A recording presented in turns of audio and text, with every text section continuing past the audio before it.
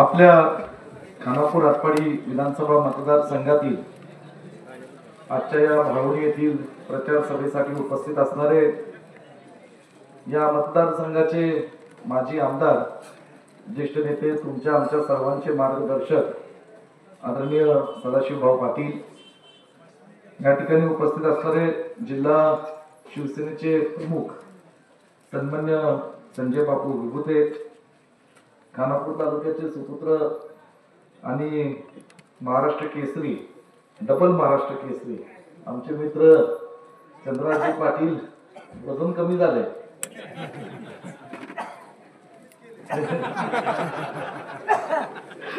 शारीरिक बाकी वाढेल काळजी करू नका. इथं उपस्थित असणारे सन्मान्य विठ्ठलरावजी साळुंखे, सयाजी आबा धनोडे, संजयरावजी मोहिते, नितीनराजे जाधव, जयकर शेठ साळुंखे, कुमार निकम, अजित सूर्यवंशी, रघुनाथ पवार, दिशांत धनोडे, केशवरावजी पाटील, मुल्ला साहेब आणि उपस्थित आमच्या माता भगिनी, सर्व ज्येष्ठ नागरिक, वडीलधारी मंडळी, तरुण कार्यकर्ते, बंधू भगिनी,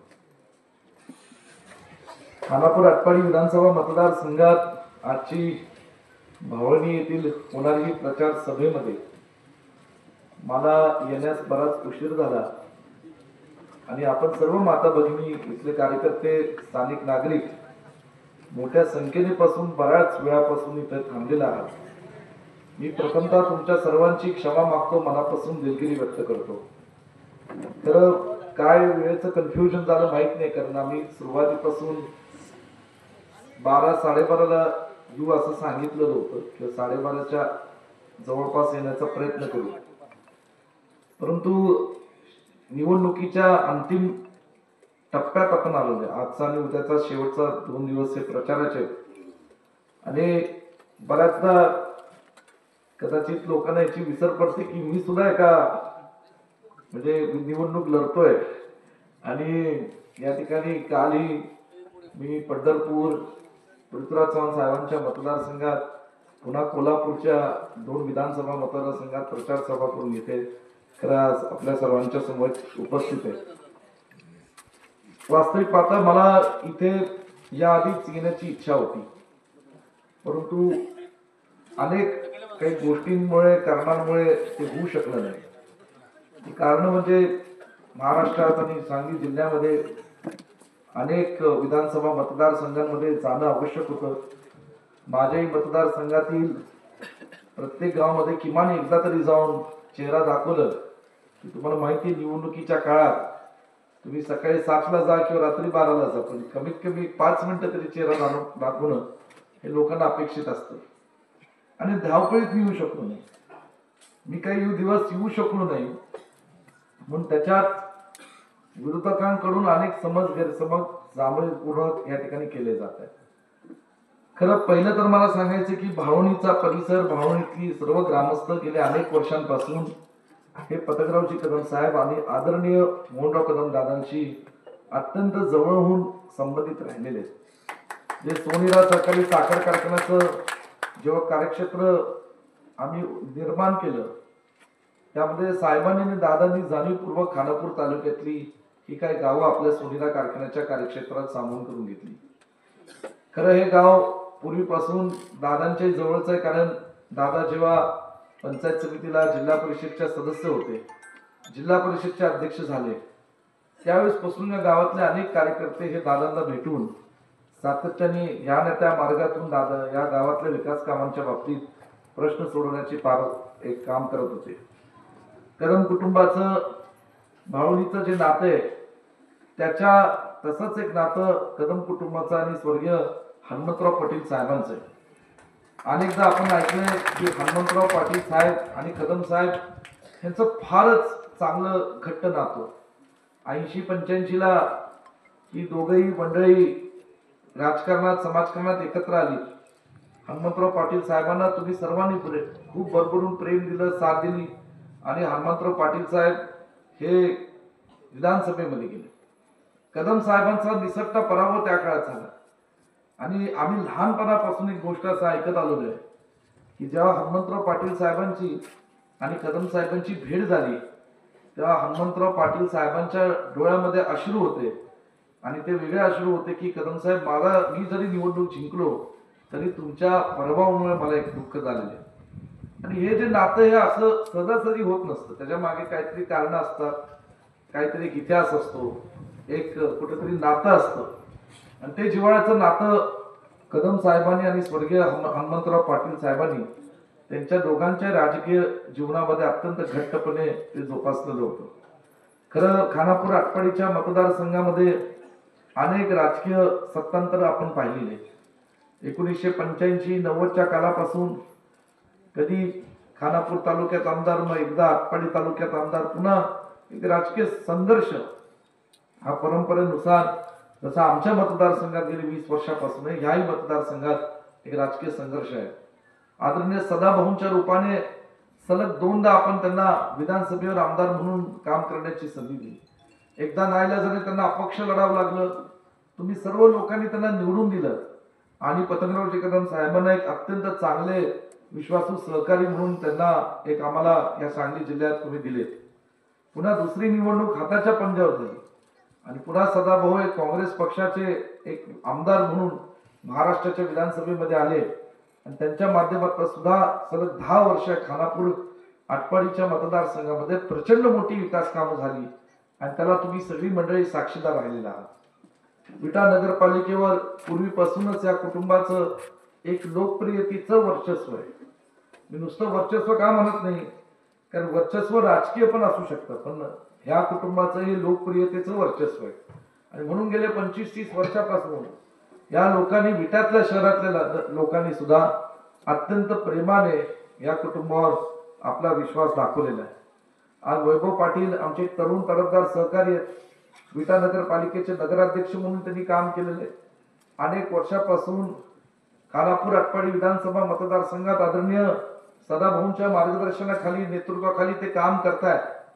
आणि आज खरं तर एक या कुटुंबातली तिसरी पिढी म्हणून आज तुमच्या सर्वांचा आशीर्वाद घेण्याकरता या विधानसभेच्या निवडणुकीमध्ये उभे आहेत.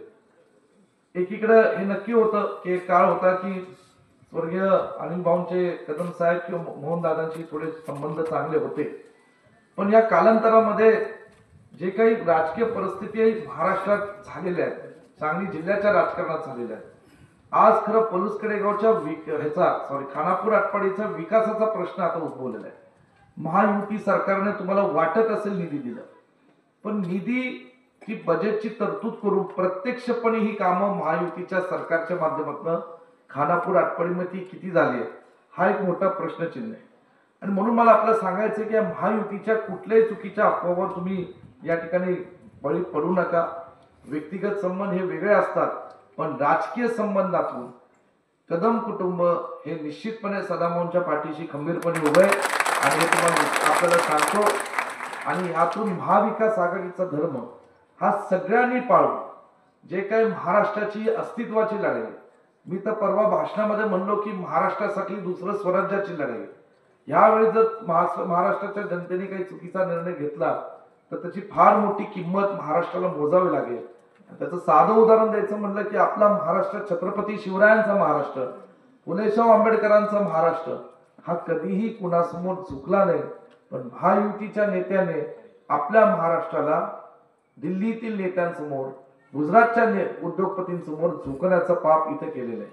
आणि म्हणून हे आपलं महाविकास आघाडीचं विचाराचं सरकार आणि महाविकास आघाडीच्या तिन्ही पक्षातील या ठिकाणी जे काही आज तिन्ही पक्षाचे हे जे काही आमदार आहेत, या आमदारांना सर्वात जास्त मताधिक्याने निवडून देणं तुमच्या आमच्या सर्वांचं कर्तव्य आहे. खरं सांगायचं म्हटलं तर दिवस काळ फार कमी मिळाले आपल्याला. आपल्या आधीच महाविकास आघाडीचं जागा वाटप थोडस लवकर झालं असतं, उमेदवारी पटकन क्लिअर झाले असतं तर उमेदवारांना आणि कार्यकर्त्यांना बरेच विषय योग्य वेळेत योग्य पद्धतीने हाताळता आले असते. पण तरी सुद्धा आज जी निवडणूक या ठिकाणी आज लोक म्हणत होते की वन साइड आहे, त्या निवडणुकीमध्ये आज निश्चितपणे कुठेतरी विजयाचं या ठिकाणी आपल्याला दिसू लागले आणि आपण जिंकू शकतो.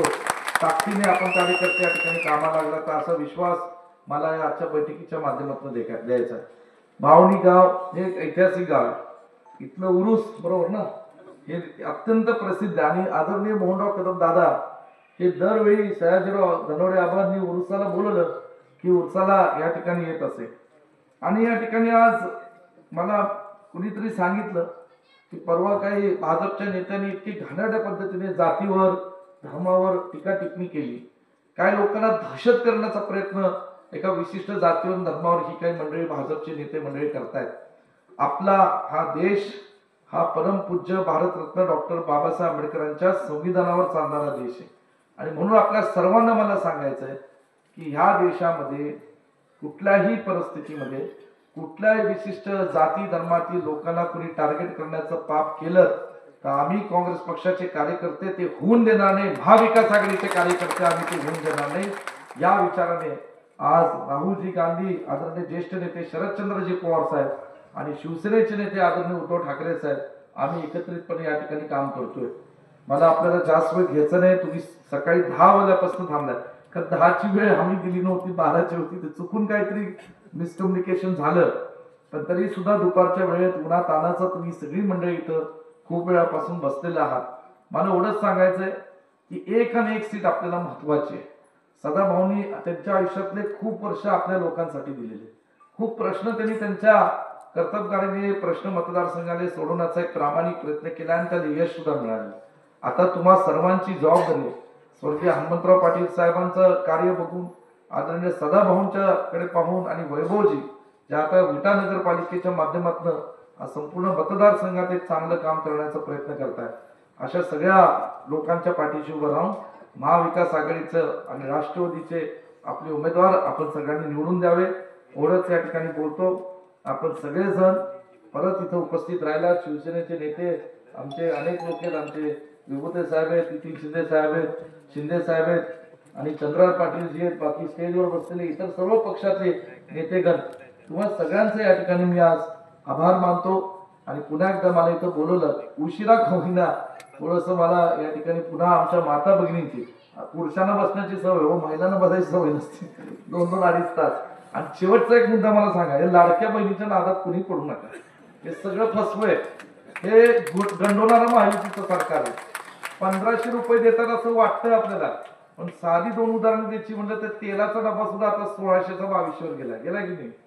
आणि या ठिकाणी स्टॅम्प पेपर 100चा 500 रुपये झालाय. म्हणजे 1500 रुपये देऊन 1500 रुपये तुमच्या खिशातनं आधीच काढून घेतलेले.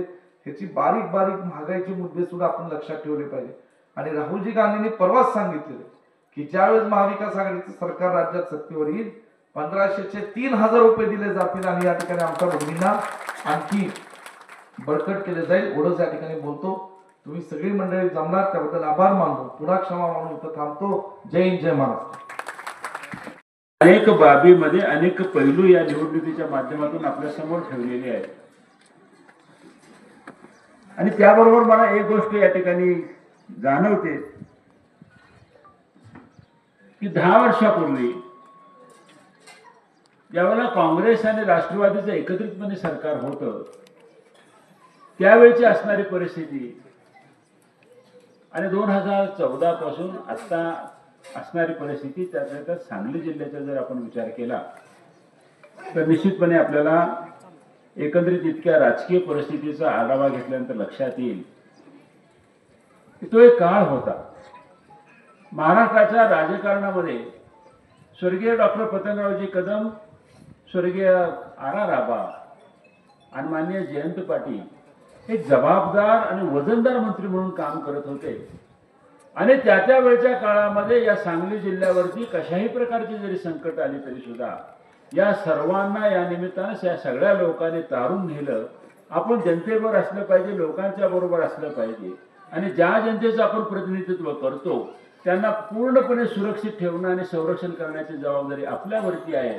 या भावनेतून या लोकांनी आपल्याला न्याय देण्याचा प्रयत्न केला. त्याचे अनेक उदाहरणं आपल्या समोर आहेत. ज्यावेळेला आपल्या सांगली जिल्ह्यामध्ये महापूर येतो हे सगळे नेते प्रचंड ताकदीने उभा राहतात.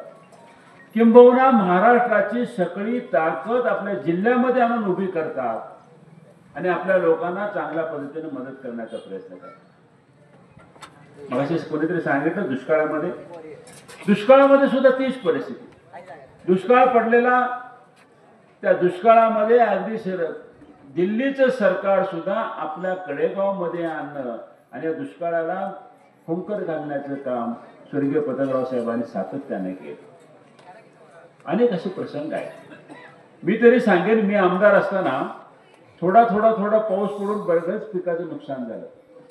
आता पिकाचं नुकसान झाल्यानंतर आमच्या पुढे प्रश्न पडला की अतिवृष्टीमध्ये पैसे देता येतं. सरकारचा GR आहे, एका 24 तासामध्ये 65 मिलीमीटर पेक्षा जर जास्त पाऊस पडला तर ती अतिवृष्टी होते, आणि ती अतिवृष्टी असेल तर सरकार त्याला काही 4 पैसे मदत देऊ शकतं पंचनामा करून.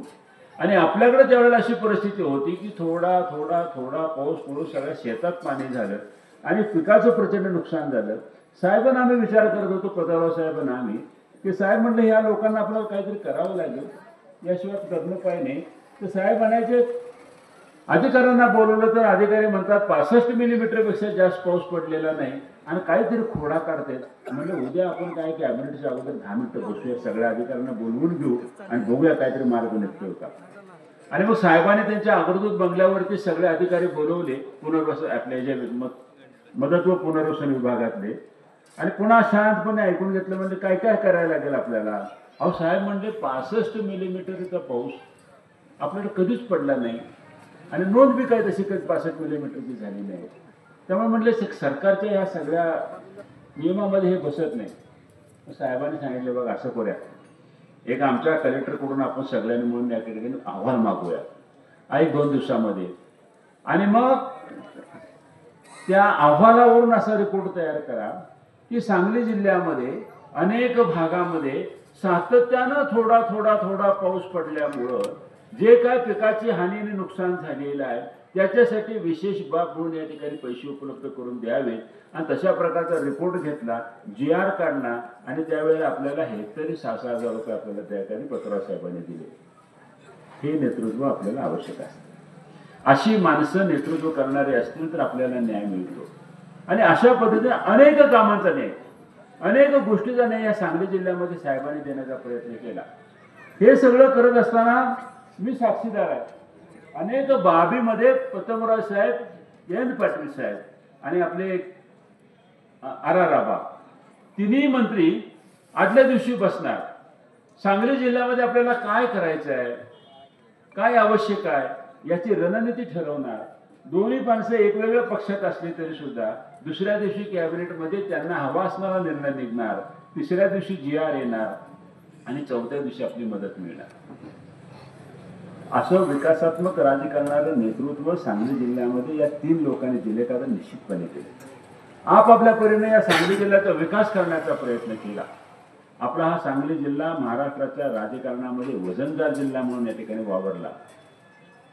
तीच परिस्थिती या पुढच्या काळामध्ये आपल्याला या सगळ्या नेते लोकांच्या माध्यमातून, त्यांच्या वारसदाराच्या माध्यमातून पुन्हा या महाराष्ट्राच्या मंत्रिमंडळामध्ये आणि महाराष्ट्रामध्ये सांगली जिल्ह्याचं नेतृत्व हे या निमित्तानं पुन्हा एकदा नवनिर्माण करण्यासाठी या आपल्या महाविकास आघाडीच्या लोकांना निवडून देणं गरजेचं आहे. सरकार आपलं येईलच येईल, परंतु लोकांच्या प्रश्नाची जाण असणं आणि या ठिकाणी लोकांना काय लागणार याचा चांगला अभ्यास करून त्या पद्धतीने या पुढच्या काळामध्ये आपल्या लोकांना न्याय देण्याची भूमिका हे आमचे वैभव पाटील आणि आपले महाविकास आघाडीची सर्व मंडळी करतील याची मला पूर्णपणे खात्री आहे.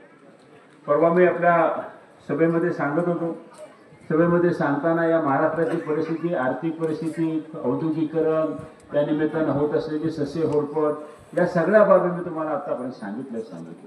त्याची मी या ठिकाणी पुनरावृत्ती करत नाही. परंतु पुढच्या काळामध्ये आपण जो एक मास्टर प्लॅन तयार केला, रोड मॉडेल ह्या सगळ्या मतदारसंघाचं केलेलं आहे, ते रोड मॉडेल प्रत्यक्षामध्ये उतरवण्यामध्ये आपल्याला प्रचंड कष्ट करणारा उमेदवार निवडून आणायचा आहे. आणि त्याच्यासाठी आमच्या सगळ्यांचा हा आटापिटा आहे. आपल्याला मुद्दा मी सांगू इच्छितो, पुढच्या काळामध्ये आपल्याला जी काय MIDC करायची आहे ती परवा सांगितल्याप्रमाणे 500 एकराची MIDC करावी लागेल.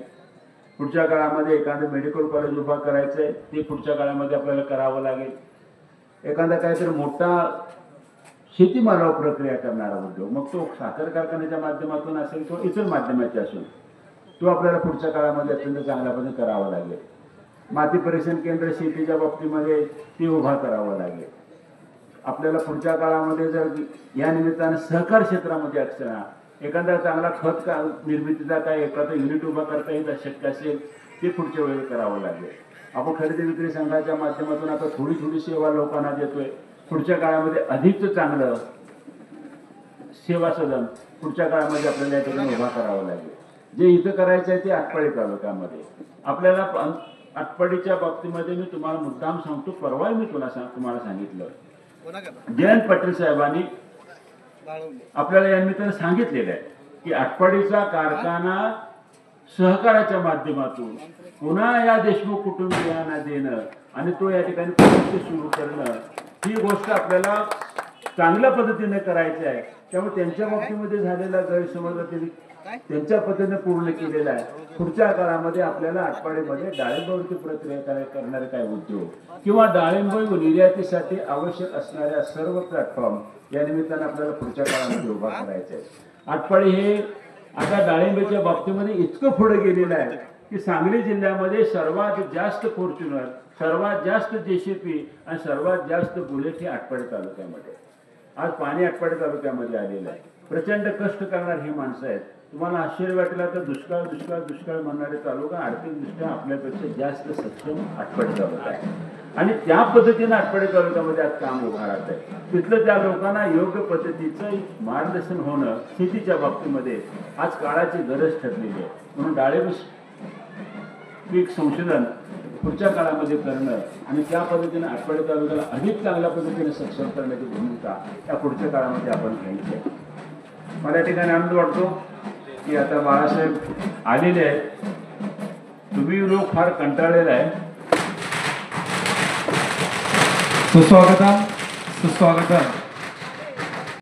म्हणून जातीय विष पेरण्याचा तुम्ही प्रयत्न केला का? अरे आपण सुद्धा देवळावर त्या ठिकाणी हरनाम म्हणत असतो, भजन म्हणत असतो, कीर्तन म्हणत असतो. एखाद्या देवाची प्रार्थना करणं गुन्हा आहे, पाप आहे. कशासाठी जाती भेद करायचा? कशासाठी धर्मामध्ये भेद करायचा? माझं भाळवणीतल्या मुस्लिम समाजाला आव्हान आहे, तुम्ही माझ्यावर 2012ला भरपूर प्रेम केले जिल्हा परिषदला. आपको सौगंध है उस अल्लाह की त्या मिंद्याला मत म्हणजे डायरेक्ट भाजपला मत म्हणजे तुमच्या असंरक्षणाला मत आहे. जो या ठिकाणी मिंद्याला मत टाकल त्याला नरकातच जायला.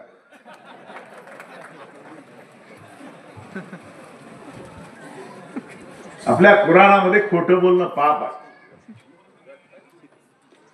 आपल्या कुराणामध्ये गद्दारी करणं पाप आहे.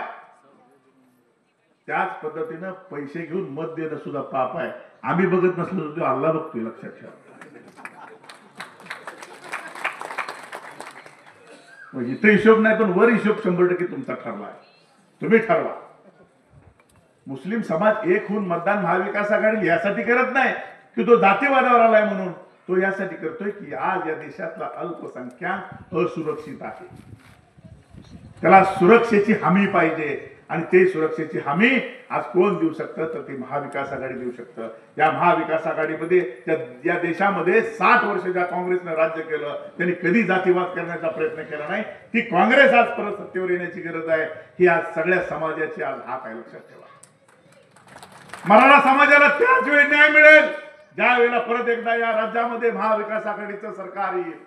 ओबीसीला त्याच वेळी न्याय मिळेल, मुस्लिम समाजाला त्याच वेळी न्याय मिळेल, धनगर समाजाला त्याच वेळी न्याय मिळेल. काय म्हणले ते फडणवीस 2014ला सरकार आल्या पहिल्या कॅबिनेट मध्ये धनगर समाजाला आरक्षण देतो. अडलं कुठं?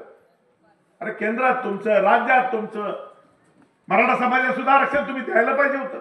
थांबलंय कुठं? आज सुद्धा गावगाड्यातला प्रत्येक मराठा वंचित आहे, उपेक्षित आहे, पीडित आहे. आज त्याचा मुलगा पैशाविना शिक्षण घेऊ शकत नाही, त्याला चांगली नोकरी मिळू शकत नाही. तुम्ही फक्त आश्वासनाच्या जीवावर या ठिकाणी सगळ्यांना लुटत बसणार आणि तुम्ही मात्र तुमची घरं भरणार. हे मित्रांनो थांबवायचं असेल तर आपल्याला या महाविकास आघाडीचं सरकार आणणं गरजेचं आहे. आणि म्हणून मी मगाशी सांगत होतो, दोन नेत्याची तुलना करायची असेल तर एका बाजूला अहंकार आहे, प्रचंड घमंड आहे आणि एका बाजूला पैशाच्या सत्तेची मस्ती आहे आणि एका बाजूला वैभव दादासारखा उमदा तरुण आहे ज्यानं विट्याचं नंदनवन केलं. विटाची नगरपालिका देशात नंबर 1 ची नगरपालिका केली, त्याला पुरस्कार मिळवून दिले, शिक्षण संस्था काढल्या पण त्या चांगल्या चालवल्या, तुमच्यासारख्या डब्यात नाही घालवल्या. आपल्याला खऱ्या अर्थानं काय या ठिकाणी तुम्हाला अनेक वर्षामध्ये एखादं खानापूर तालुक्यामध्ये आटपाडी तालुक्यामध्ये सुपर मल्टी स्पेशालिटी हॉस्पिटल करता आलं नाही, तुम्हाला आरोग्य सुविधा देता आली नाही, तुम्हाला चांगल्या दर्जाची MIDC देता आला नाही. आदरणीय सदाभाऊनी त्या ठिकाणी खंबाळ्याला MIDC मोठी आणली, त्यामध्ये एखादा नवीन उद्योग तुम्हाला आणता आला नाही का?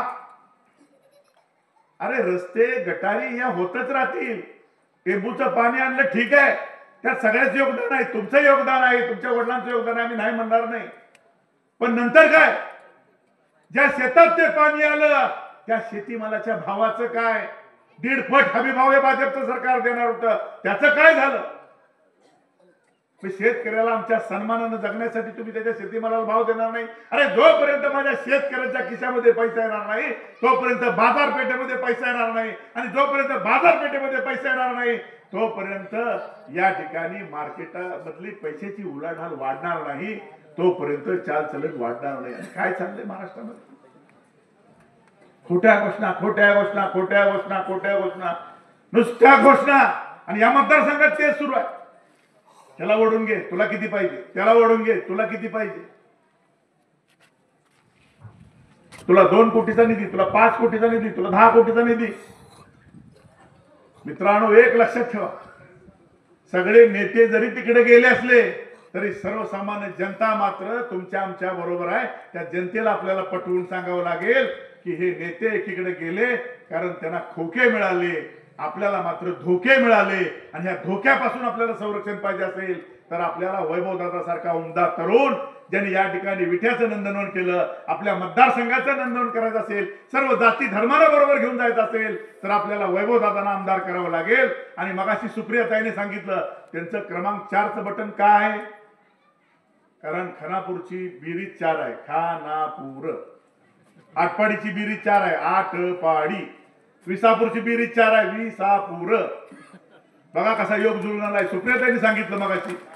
आणि म्हणून वैभवदादा तुमचं बटन 4 नंबरला आहे. आता हा योगायोग असल्यामुळं 4 नंबरच्या माणसाला आपण नंबर 1 न विजयी करावं असं आपल्याला आव्हान करतो. आणि या तुतारीची भल्या भल्यांनी हवा काढल्या, त्यामुळं समोरच्या उमेदवाराची हवा काढायसाठी तुतारी एवढ्या जोरात वाजवा की ह्यांची कानठळी बसली पाहिजे. आणि 23 तारखेला गुलालामध्ये वाजत गाजत आपले दादा मुंबईला गेले पाहिजे. त्यासाठी दादांना निवडून द्यावा अशी विनंती करतो आणि थांबतो. जय हिंद, जय महाराष्ट्र. महाविकास आघाडीचे राष्ट्रवादी काँग्रेस पक्ष शरदचंद्रजी पवार या पक्षाचे अधिकृत उमेदवार वैभवदादा पाटील यांच्या प्रचाराच्या निमित्त माझ्या गावी भाळवणी येथे उपस्थित असणारे व्यासपीठावरील ते सर्वांचे नेते आदरणीय सदाशिव भाऊ, आता ज्यांनी मनोगत व्यक्त केलं ते आमचे जिल्हा प्रमुख मार्गदर्शक आदरणीय बापू, व्यासपीठावर उपस्थित असणारे आमचे सांगलीचे सहकारी मित्र, व्यासपीठावर उपस्थित असणारे सर्वच मान्यवर, समोर बसलेले सर्व भाळवणीतील ग्रामस्थ, मतदार बंधू आणि भगिनी, आज खरं तर विश्वजित कदम साहेब आल्यानंतर मी बोलतो म्हणतो होतो, पण आता सगळे संपलेत म्हणल्यानंतर 2 शब्द ते येण्यापूर्वी बोलावं म्हटलं. आज भाऊ, सर्वांना माहिती आपल्या तुम्ही सर्वजण उपस्थित समोर आहात. गेली 30-40 वर्ष झालं मी असेल, माझं कुटुंब असेल, दिवंगत आमदार स्वर्गीय अनिल भाऊंच्या बरोबर जी माझी जिल्हा परिषदेची उमेदवारी असेल किंवा माझ्या वडिलांची जिल्हा परिषदेची उमेदवारी असेल, प्रत्येक वेळी अनिल भाऊंच्या बरोबर काम केलं. आज आपण बघितलं असेल, गेल्या 4-5 महिन्यापाठीमागं लोकसभेची निवडणूक झाली. त्या निवडणुकीमध्ये महाविकास आघाडीचा उमेदवार म्हणून मला अधिकृत उमेदवार होतो, पण ते माझी महाविकास आघाडीची उमेदवारी होती. त्यावेळी महाविकास आघाडी माझ्यावर नव्हती. सर्वांनी आपण सांगली जिल्ह्यानं नाही तर संपूर्ण महाराष्ट्रानं बघितलं. त्यामुळे महाविकास आघाडी बरोबर जायचं का नाही, आपण काय निर्णय घ्यायचा, बापूंची माझी बराच वेळा चर्चा झाली तिकीट वाटप चालू असताना. पण शेवटी आमचा आग्रह होता, माझ्यापेक्षा विभूती बापूंचा जास्त आग्रह होता की ही जागा आपल्या शिवसेना पक्षाची आहे, ही जागा आपण सोडायची नाही. कुठल्याही परिस्थितीमध्ये ही शिवसेनेची जागा सोडायची नाही. कारण आपला इथं जे चालू आमदार आहेत, चालू जे आमदार होते ते आपल्या शिवसेना पक्षाचे होते. त्यामुळे जो उमेदवार द्यायचा, उमेदवार भले वैभवदादा असतील, पण ते शिवसेना मशाल हातात घेऊन त्यांना उभा करायचं असा आमचा निर्णय झालेला होता सांगली जिल्हा सर्व शिवसेना पदाधिकाऱ्यांचा. पण परत बऱ्याच घडामोडी घडल्या, बऱ्याच गोष्टी आम्ही उद्धव साहेबांच्या जवळ मांडल्या, राऊत साहेबांच्या जवळ मांडल्या संजय बापूंनी.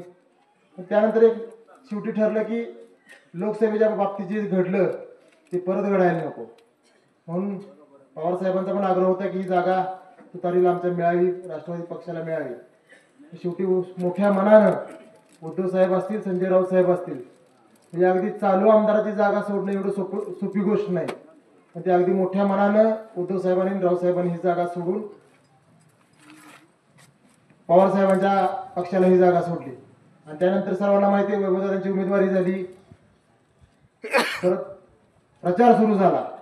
पण सुरू जरी झाला असला तरी बापू आणि मी प्रचारात सक्रिय नव्हतो, कारण आपल्या वेळेस ही महाविकास आघाडी नव्हती. त्यामुळे महाविकास आघाडीचा प्रचार करायचा का नाही ह्या आम्ही दुविधेत असतानाच उद्धव साहेबांचा फोन आला, संजय राऊत साहेबांचा फोन आला की अशा आपण करून चालणार नाही, तुझ्या बाबतीत काय घडले संपूर्ण महाराष्ट्रानं बघितले, पण महाविकास आघाडीची येणाऱ्या काळामध्ये महाराष्ट्रामध्ये सत्ता येणार आहे आणि त्यामध्ये सांगली जिल्ह्यातले पदाधिकारी कुठेतरी कमी पडायला नको, कुणीतरी बोट दाखवायला नको आपल्याकडे.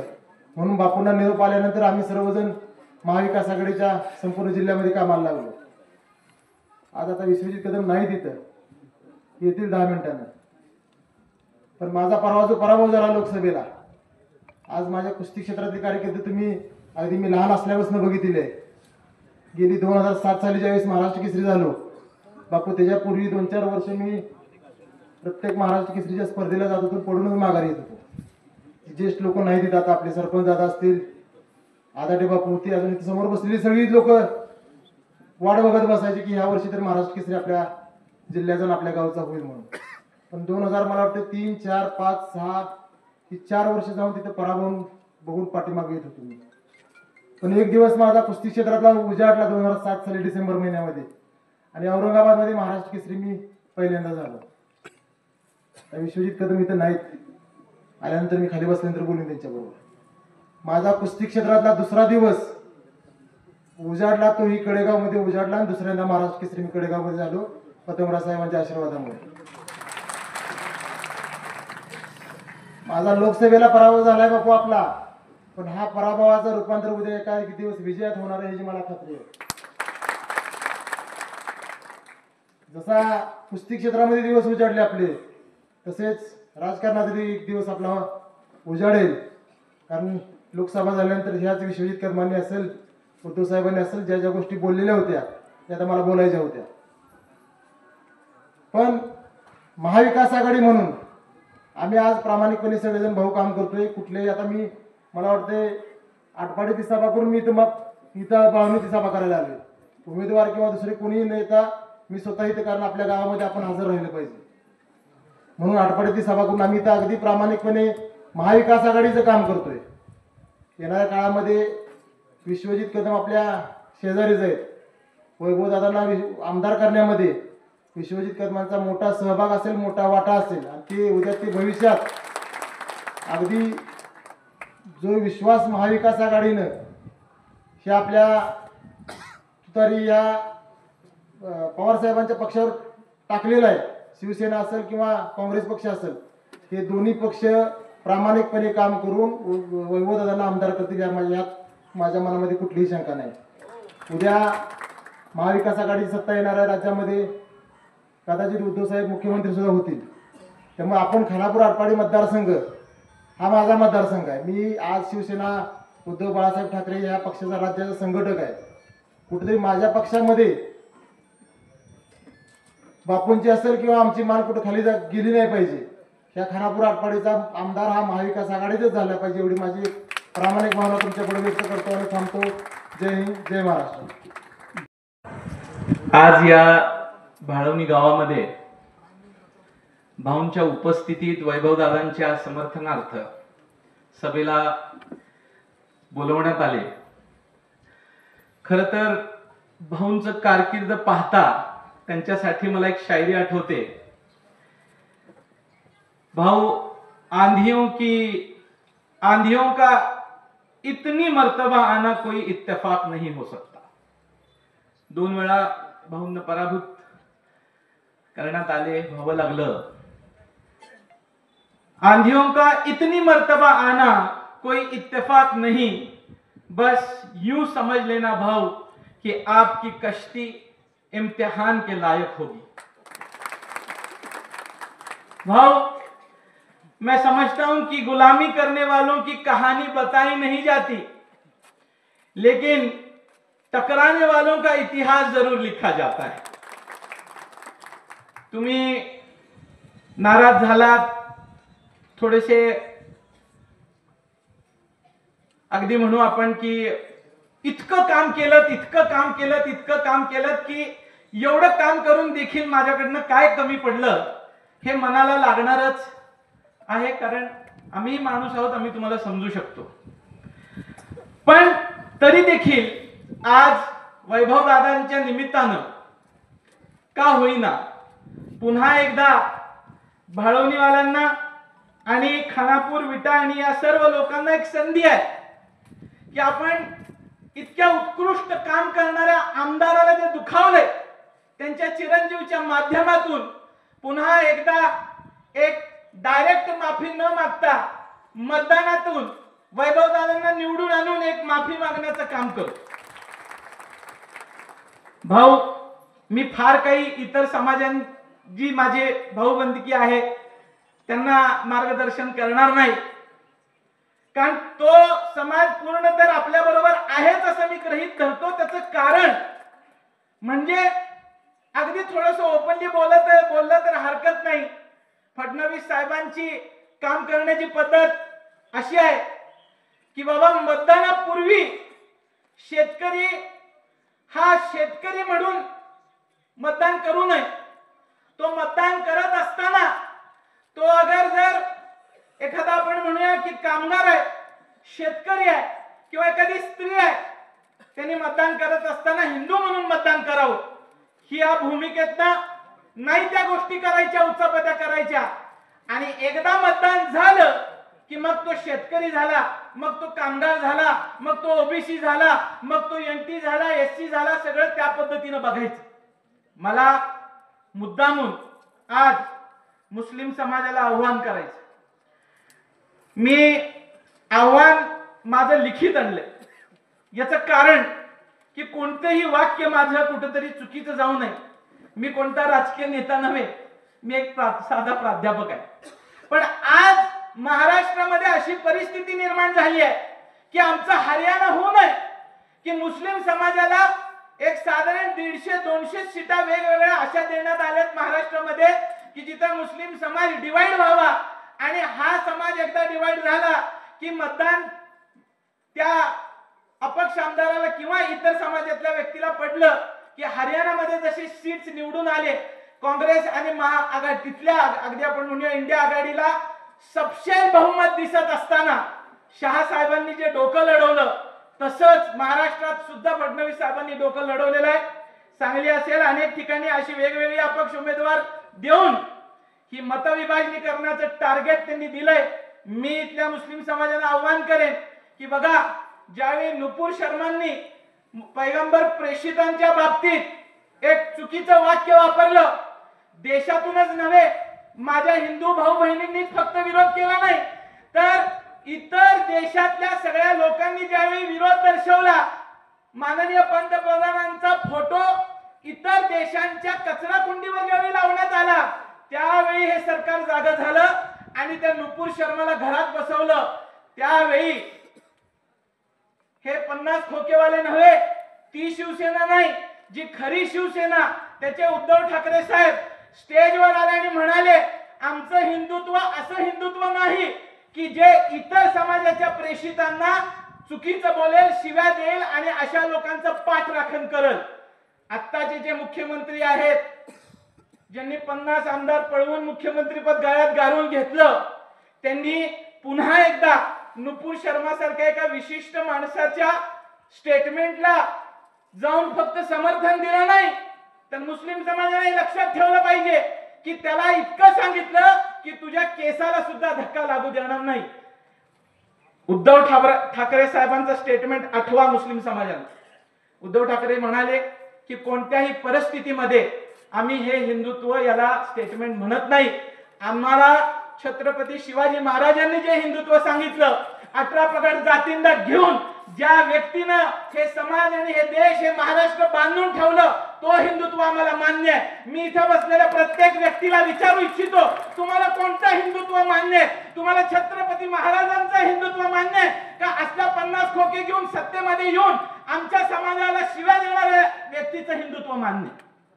हे बघा, भाळवणीमध्ये मला मान्य आहे की अनेक वेगवेगळे आमच्या समाजातल्या लोकांचाही मला सकाळी फोन आला, सर आज तुम्ही यायला लागलाय, मान्य आहे आम्हाला, जास्त काय कठोर बोलू नका.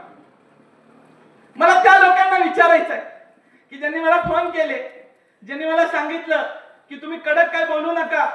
अरे ज्यावेळी मेल्यानंतर वरती जाणार आहे त्यावेळी पैगंबर मोहम्मद आम्हाला जर विचारतील, अरे तूने क्या करा जब मेरे ऊपर कीचड़ उछाला गया, तो उस मुख्यमंत्री के सीट का तूने साथ दिया जिसने उसको जाकर कहा कि तेरे बाल को भी धक्का नहीं लगाऊंगा. वो तो मेरा ज्याला आपण म्हणूया की आमचे पैगंबर म्हणतील उसने मेरी बेइज्जती की, वो गुस्ताखे रसूल हुआ.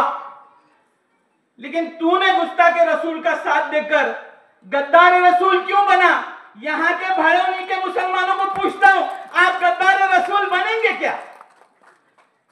हे बघा, समोरचा व्यक्ती किती चांगला वाईट मी काय बोलत नाही, पण आज जो ज्या पक्षाचं तिकीट घेऊन थांबलेला आहे त्या पक्षाच्या मुख्यमंत्र्यानं आमच्या प्रेसिडेंटच्या विरोधात ज्या व्यक्तीला बोलला त्याची पाठराखण केली. मग मला इथल्या मुसलमानांना विचारायचं आहे, एक तर तुम्ही मुसलमान बनवून म्हणून घेऊ नका, मस्जिदांमध्ये जाऊच नका, त्या पैगंबरला मानत नाही म्हणून जाहीर करा आणि मग मतदानाला जावा. मी माझ्या भाषणाचं अगदी शेवटचे मुद्दे मांडत असताना या ठिकाणच्या भाळवणीतल्याच नाही तर सर्वच समाजातल्या महाराष्ट्रातल्या सर्व मुस्लिमांना प्रश्न विचारू इच्छितो आणि काही गोष्टी मांडू इच्छितो की बघा, माजी मुख्यमंत्री आपले विलासराव देशमुख साहेब, त्यांच्या मुलानं परवा एक अतिशय उत्कृष्ट भाषण केलं आणि त्या भाषणामध्ये रितेश देशमुख म्हणाला की जे लोक, जे पक्ष धर्म बचाओ धर्म धोके में है असं म्हणायला लागलेत, खरं म्हणजे ते धर्माला प्रार्थना करतायत की पक्ष धोके में. हे मी म्हणत नाही. आपल्याच समाजातील एक माजी मुख्यमंत्र्यांचा मुलगा जो चांगला सुशिक्षित आहे आणि एखाद्या धर्मनिरपेक्ष पक्षामध्ये काम करतोय, पुढे तो म्हणाला की धर्मात आलेल्या व्यक्तींना सांगा की धर्माचा आम्ही आमचा बघतो, आमच्या कामाचा काय त्यांना प्रश्न विचारा, आमच्या सोयाबीनच्या भावाचा काय प्रश्न विचारा, आम्हाला जे कापसाचा भाव दिला गेलाय त्याचा प्रश्न विचारा. त्या लोकांना विचारा की गोर गरिबांच्या रानात जे पिकते त्याला तुम्ही भाव कधी मिळवून द्या याचा प्रश्न विचारा. अहो बहिणी, 1500 रुपये तुम्हाला देऊन ऐन दिवाळीच्या वेळी डबा 700 रुपये तेलाचा करून चकली महाग कुणी केली, दिवाळी महाग कुणी केली, 1500 रुपये देऊन हजारो रुपये तुमच्या नवऱ्याच्या खात्यातून काढण्यात आले. हा जर आपण एवढं सगळ्यात लक्षात येऊन देखील या महायुती सरकारला जर मतदान करणार असेल तर आपल्यासारखं मूर्ख कुणी नाही असं मला म्हणायला वावगं ठरणार नाही. हे 100 रुपये मगाशी म्हणाले साहेब, 100 रुपयाचं आपलं स्टॅम्प पेपर 500 आणि 1000 करण्यात आलेलं. अहो हे काय चाललंय बघा. मला म्हणावं लागेल, जेव्हापासून जातीवादी सरकार सत्तेत आलेत आज तेव्हापासून फक्त मुस्लिमांना टार्गेट केलं जाते. निवडणुकीच्या पूर्वीच हे लोक मशिदीवरील भोंगे काढायला लागणार, वक्फ बोर्ड बंद करणार, मुस्लिमांना आरक्षण देणार नाही. आता परवा शाहसाहेब येऊन गेले कोल्हापुरात, स्पष्ट सांगितलं आम्ही सत्तेत आलो तर मुस्लिमांना आरक्षण देणार नाही. मग बाबर साहेब ज्यावेळी सत्तेत बसणार आहेत त्यावेळी शाहसाहेबांना मतदान करणार का, फडणवीसांना करणार का, महाआघाडीला करणार आहे इथल्या मुस्लिम समाजाला कळलं पाहिजे की आपण मतदान करत असताना या व्यक्तीला आपण मतदान करतोय जो वरती आमच्या विरोधात सगळे पॉलिसी निर्माण करतोय. भाळवणीत एखाद्या कब्रस्तानला जागा दिली, एखादं कंपाऊंड बांधून दिलं, मशिदीला 4 पोते दिले, तुमच्यात गट्स नाहीत का 4 पोते सिमेंटचे स्वतः कॉन्ट्रीब्युशन काढून घालायला, की एखाद्या आमदाराकडे तुम्हाला जावं लागतं? मुळात विषय हा आहे की आमच्या समाजाला सन्मान मिळाला पाहिजे. पुसेसावळीची घटना असो किंवा त्याच्यानंतर आता झालेल्या ट्रेन मध्ये एका 65 वर्षाच्या माणसाला कुत्र्यासारखी मारहाण असो, साधं चिकन घेऊन चाललेल्या व्यक्तीला मटण आहे म्हणून 15-20 लोक एकत्र येऊन मारतायत. हा व्हिडिओ मुस्लिम समाजाने पाहिला नाही का? का तुम्हाला तुमचं मन हळहळत नाही ज्यावेळी अशा सत्तेत बसलेल्या सरकारला तुम्ही आमच्या समाजातल्या लोकांना मारा, हाना, त्यांच्या मुलींचे नकाब काढून घ्या? शाळेमध्ये नकाब चालणार नाही म्हणून कर्नाटकात ज्यावेळी सांगण्यात आलं, समाज एकत्र येऊन कर्नाटकची सरकार पाडली. आज कर्नाटकमध्ये कोणत्या हिंदूवरती अत्याचार होतोय सांगा बघू? आम्ही कोणता हिंदू मुस्लिम निवडून दिला? आम्ही हिंदूच निवडून दिला. फक्त असा हिंदू निवडून दिला जो छत्रपती शिवाजी महाराजांना मानतो, जो आंबेडकरांना मानतो, जो या सर्व शाहू फुलेंना मानतो. आम्ही कुठे मुस्लिम समाजाला निवडून द्या म्हणून सांगतोय? आम्ही फक्त एवढंच म्हणतो जो आमच्याही समाजाला सन्मान देईल आणि हिंदुत्व, खऱ्या हिंदुत्वाला या भारत, बघा आम्ही 15-16% पूर्ण भारतामध्ये बटोगे तो कटोगे. काय हा मूर्खपणा आहे? 15-16%, 80-85% काटू शकतात. हे विचार करण्याची जर आपल्याला अक्कल असेल आणि जर अशी लोक येऊन आपल्या मेंदूत हे चिप घालत असतील की बटोगे तो कटोगे, मग आपण पुन्हा त्या मूर्खांच्या लाईनीतच उभं आहे असं सिद्ध होईल. एक संधी आपल्याला पुन्हा मिळते वैभवदादांच्या निमित्तानं आणि महाविकास आघाडीच्या निमित्तानं, की वैभवदादांनी निर्णय जो घेतला शरद पवार साहेबांच्या बरोबर पुन्हा जायचा. 180-88 वर्षाचा माणूस कुत्र्यासारखा, अगदी आपण म्हणूया पायाला भिंगरी लावल्यासारखा तो फिरतोय, तुमच्या आणि माझ्यासाठी फिरतोय. काय आयुष्य पुढे राहिलेलं आहे त्याचं? तरी देखील एवढ्या वर्ष महाराष्ट्राला उभं केलंय. पुन्हा आता या लोकांच्या हातात सत्ता द्यायची नाही. हे बघा आमच्यावरती ज्यावेळी विषय येतो, हे काय म्हणतायत की बाबा हे जातीवादी लोक आहेत. आणि एक मौलानांचा तर काल सज्जाद मौलानी नोमानी यांचा व्हिडिओ उपमुख्यमंत्र्यांनी ऐकवला आणि काय म्हणाले? काय वोट, कुठला जिहाद चालू आहे? वोट जिहाद चालू आहे. मला प्रश्न विचारायचा फडणवीस साहेबांना, तुम्ही नागपुरात जाऊन एक बोलता आणि महाराष्ट्रात येऊन एक बोलता. ज्या विशिष्ट फडणवीस साहेबांचा समाज आजवर 100% ज्या माणसांना मतदान करतो आणि आरएसएस ला विचारल्याशिवाय मतदान करत नाही, यांना आम्ही काय म्हणावं? मग एवढी वर्ष त्यांनी तेच केलं. आपला म्हणजे बाळ आणि दुसऱ्याचं म्हणजे कार्ट. हे कुठली परिस्थिती निर्माण करून तुम्ही जाताय फडणवीस साहेब? तर हे खोटा प्रचार इथल्या भाळवणीतल्या मुस्लिम आणि इतर मुस्लिम समाजांनी पण डोक्यात घेऊ नये. हे खूप पद्धतशीर अनेक ठिकाणी विरोधक अपक्ष उभे करून तुम्हाला आणि मला भडकवण्याचा प्रयत्न करतील. शेतकऱ्यांना विचार करावा. 18% जीएसटी तुम्हाला लावला. 1 वर्षात तुमचं किमान 1 लाख रुपयाचं तरी मटेरियल तुम्ही घेता. 18,000 रुपयापेक्षा जास्त तुम्हाला पैसे द्यावे लागतील.